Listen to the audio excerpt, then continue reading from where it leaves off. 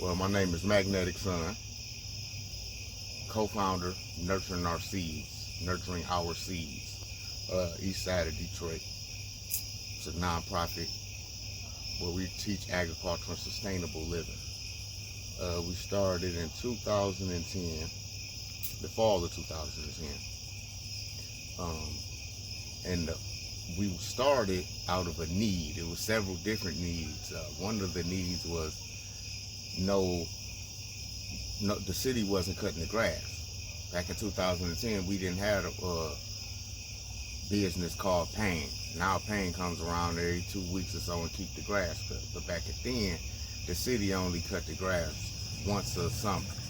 So that means at any given time, it'll be like 6 foot tall grass all around my great aunt, because that's who was living in the house at the time when I started all the farming.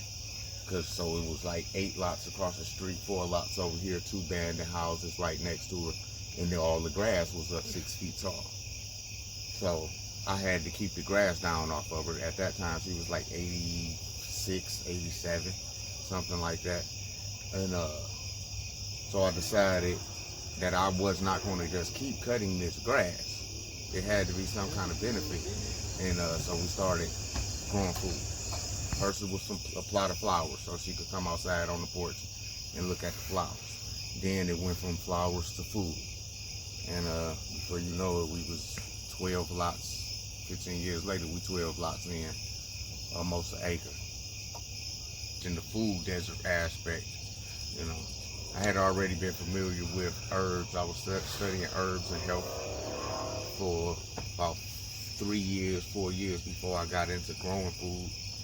And, I found out that we was considered a food desert. That's where, you don't have local food access.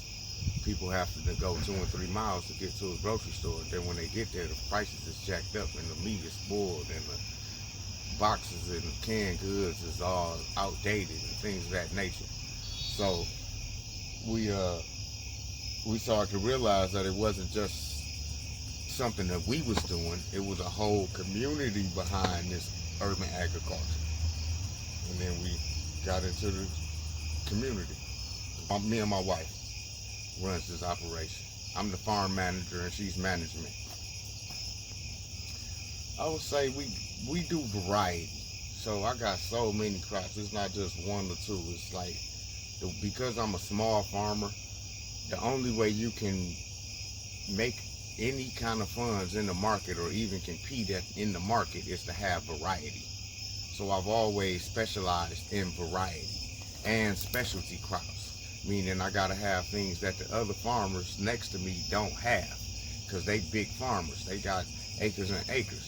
So I gotta bring things like squash blossoms to the market, a delicacy that a lot of people know about, but regular farmers won't have.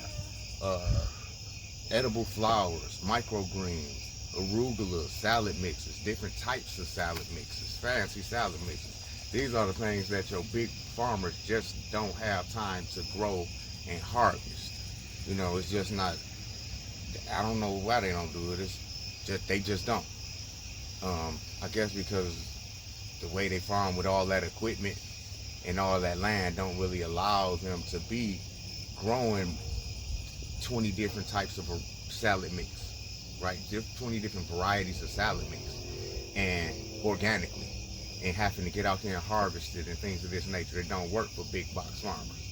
So I specialize in crops, gourmet crops, specialty crops that people just won't have. Most big box farmers don't come to the market with arugula, Wow. which is a cash crop. They don't come with spinach, which is a cash crop. They ain't coming with squash blossoms and microgreens.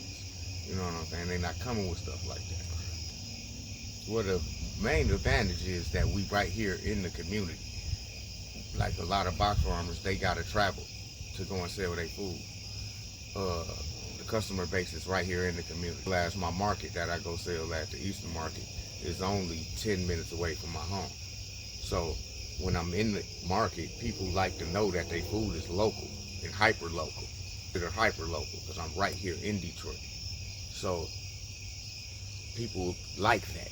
to know that they food is grown right here. And then most of us in Detroit have took a pledge that we not growing GMO crops, we not using poisons and pesticides. So the people like that, that's one of the cons, the major cons, that our community is right here waiting on us every Saturday, and they'll come out to the farm during the week if need be. Some of the whole setbacks is like they don't.